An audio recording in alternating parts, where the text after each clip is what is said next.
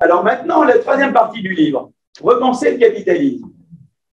Eh bien, le Covid a révélé des déficiences du capitalisme qui sont différentes d'un pays à l'autre. Aux États-Unis, ça a montré la faillite d'un modèle social.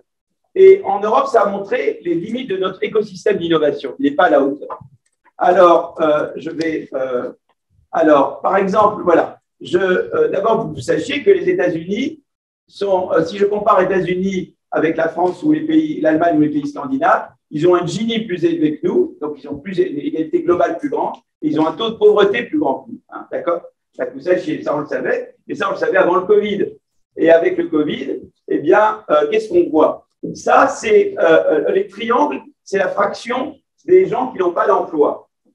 Et les ronds, c'est la fraction des gens qui n'ont pas d'assurance santé.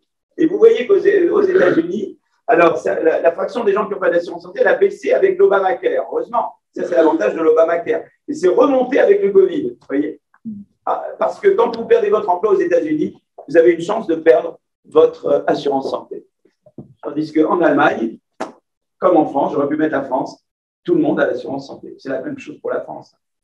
Donc, vous voyez, les États-Unis ne savent pas assurer les plus vulnérables contre un choc, contre le Covid. Au moment où ils ont besoin d'assurance santé, les pauvres choux, ils le perdent. Hein. Ça m'étonne quand même. Bon. Alors maintenant, pauvreté, ben vous voyez que la proportion en pauvreté, le taux de pauvreté en Allemagne reste constant, Covid ou pas Covid, il augmente avec le Covid aux États-Unis. Donc, vous voyez, ça, c'est les limites du modèle social américain. Voilà, tu ne peux pas tomber malade, quand tu n'as pas beaucoup d'argent, tu ne peux pas tomber malade aux États-Unis. Ça devient un drame en général. Ça, j'ai vu plusieurs exemples. Mais par contre, en innovation, ils sont bien meilleurs que nous. Vous voyez, 2016, par exemple, et c'est vrai, c'est encore plus maintenant, la moyenne, ça, c'est le nombre de brevets en biotech par million d'habitants. Ben, il y a beaucoup plus aux États-Unis que la moyenne européenne ou la moyenne OCDE. Et si je regardais les brevets triadiques, eh ben, l'écart serait encore beaucoup plus important. Donc, les Américains sont bien meilleurs que tout le monde pour l'innovation. D'accord? Et pourquoi ils sont meilleurs? Et ça, c'est le chapitre 12 du livre. Parce qu'ils ont un écosystème d'innovation qui est très bon. D'abord, ils financent beaucoup la recherche fondamentale. Les universités sont très bien financées aux États-Unis. Et puis, ils ont la National Science Foundation, qui est l'équivalent de l'ANR, qui est en fait le père de l'ANR. L'ANR a été créée d'après la National, mais c'est beaucoup mieux doté que l'ANR, même en proportion de la population. Donc, la National Science Foundation finance de la recherche fondamentale. Ils ont en biotech la National Institute of Health, l'Institut de santé national, qui finance beaucoup de recherche fondamentale. Et ils ont beaucoup de mécénats, notamment la Howard Hughes Foundation, qui finance beaucoup de recherche fondamentale aux États-Unis. Ils ont énormément de financement de la recherche fondamentale. Ensuite, quand la recherche fondamentale, elle passe aux applications. Donc là, ils ont du capital risque beaucoup plus développé que chez nous. Investisseurs institutionnels, fonds de pension, fonds mutuels, beaucoup plus développés que chez nous. Et ils ont la fameuse BARDA, la Biomedical Advanced Research Development Authority, la BARDA. Si on est tous là aujourd'hui, c'est grâce à la BARDA. On a fait un peu d'AstraZeneca, mais je ne pense pas que ce soit beaucoup d'AstraZeneca. On est vraiment là à cause de la BARDA, grâce à la BARDA. Alors là, qu'est-ce que c'est? C'est un organisme qui, la technologie de base qui était l'ARN messager avait été inventée. Alors la tristesse, c'est que vous savez que c'est en France que ça a été commencé. C'est François Jacob, hein, l'ARN messager. Ça a été développé après. Mais au tout début, c'était en France, c'était l'Institut Pasteur. Hein. Et ils ont transformé cette technologie en un an en production de masse de vaccins. Pour ça, il faut une agence. Et c'est une manière très moderne de faire la politique industrielle. L'argent vient du ministère de la Santé. Ils ont des chefs d'équipe. Et les chefs d'équipe suscitent des projets concurrents. Moderna, Pfizer, plein de labs concurrents, dont vous n'avez jamais entendu parler. Ils les mettent en concurrence pour faire une mission. Donc ça, c'est un truc pour des missions. La mission, c'était transformer ARN messager en vaccin en un an. Mais il y avait eu avant la DARPA, la Defense Advanced Research Project Agency, qui était pour la défense et l'espace. C'était que Gagarine est dans l'espace, on a l'air vidéo, nous les Américains, il faut qu'en 2 ans, on mette quelqu'un dans l'espace. Et c'était la même chose pour l'espace et la défense. Et vous voyez, et ça, c'est de très bons outils. Et nous, on n'a rien d'équivalent en France, à la BARDA, à la DARPA, etc. Donc, ils ont vraiment un écosystème au total qui est vraiment très bien. Pour que vous sachiez, oh là là, qu'est-ce que je fais là? La BARDA, elle dépense 12 milliards d'euros l'an dernier. sur les trucs Covid. 12 milliards. Et nous, l'Europe totale, entre la Commission européenne et la Banque européenne d'investissement, c'est à 4 milliards. Vous voyez, c'est une échelle beaucoup plus grande. Ils ont mis la gomme avec la barbe. C'est comme ça qu'on est là aujourd'hui. Alors, je vais terminer. Qu'est-ce qu'on voudrait idéalement? On voudrait un capitalisme qui soit aussi innovant que le capitalisme américain et aussi protecteur que le capitalisme danois, qui pour moi est le modèle. Le Danemark, c'est formidable. Hein. Alors, il y a des gens qui pensent que si on fait l'un, on renonce à l'autre. Mais ce n'est pas vrai. Je vais vous parler de 3 politiques qui à la fois vous rendent plus innovants et plus inclusifs ou protecteurs. La première, c'est la flexi-sécurité. Au Danemark, quand vous perdez votre emploi, pendant 2 ans, vous avez 90% de votre salaire. L'État vous forme et vous aide à trouver un nouvel emploi. Si vous refusez plus que 2 emplois dans votre qualification qu'on vous propose, à ce moment-là, vous perdez vos allocations de chômage. D'accord? Ça, c'est ce qui est le système danois, qui est formidable. Bon. Il n'y a rien de tout ça aux États-Unis. Alors, aux États-Unis, il y a cette chose, ce travail de case study. Donc, ça, c'est le chapitre 11 du livre. Et on montre qu'aux États-Unis, il y a eu, si vous regardez des personnes non qualifiées entre 50 et 54 ans, white, non-hispanics, parce que les hispanics et blacks, ils avaient déjà une mortalité très grande, et donc elle ne change pas, mais elle était déjà très grande au départ. Mais la mortalité des white non-hispanics, non qualifiés de 50 à 54 ans, c'est la courbe continue, elle augmente depuis les années 2000 aux États-Unis. Et c'est vraiment la peur de perdre l'emploi. Parce qu'aux États-Unis, quand vous perdez l'emploi, vous perdez l'assurance santé, vous perdez plein de choses, le statut, les revenus, etc. Vos familles se disloquent. Et donc, la peur du chômage, et ou le chômage encore plus, fait que les gens prennent des opioïdes, prennent des somnifères, prennent des antidépresseurs, et la mortalité augmente. Et bouffent. Et même de bouffer plein de pizzas, ils deviennent gros comme ça. Voilà. Donc, voilà, non, mais c'est dramatique. Et donc, ça augmente la mortalité. Alors, tandis qu'au Danemark, grâce, et ça, c'est les travaux d'Alexandre Arouet, tout ça, j'en parle dans le chapitre 11, eh bien, au Danemark, le fait de perdre son emploi, aucun effet sur la consommation d'antidépresseurs et de somnifères, etc.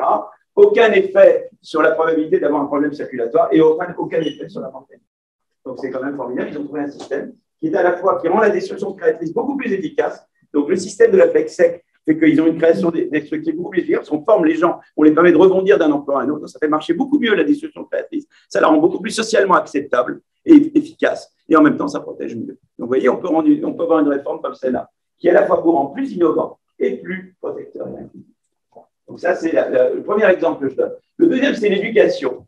Dans le chapitre 10, on regarde la probabilité d'inventer en fonction du revenu des parents. Et on voit que c'est vraiment quand le revenu des parents, quand vos parents sont parmi ceux qui gagnent le mieux, que ce soit aux États-Unis, mais même en Finlande, on a beaucoup plus de chances d'inventer. La courbe, c'est la même pour la France. Donc, l'origine sociale est la même.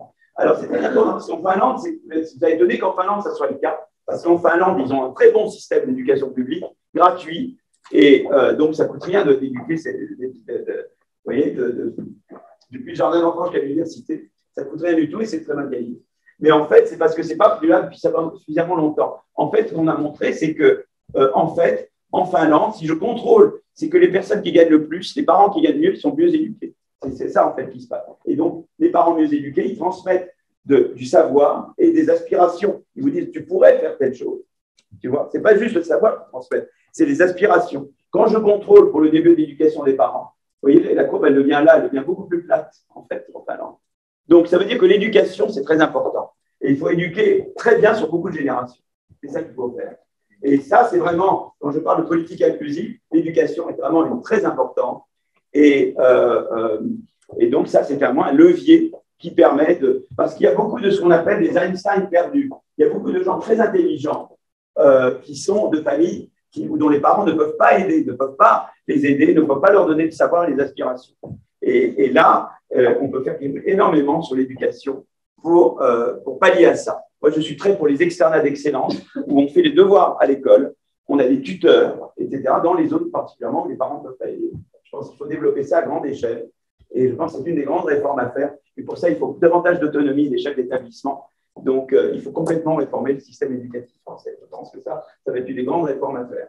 Mais Voilà, mais je crois que, vous voyez, si on arrive à faire ça, eh ben, on aura moins d'Einstein perdus, c'est-à-dire de gens très malins, mais nés dans les familles qu'il ne fallait pas. Et donc, ils n'ont pas pu devenir innovateurs. Du coup, on aura beaucoup plus d'innovateurs, donc on aura l'économie plus innovante, mais également plus inclusive.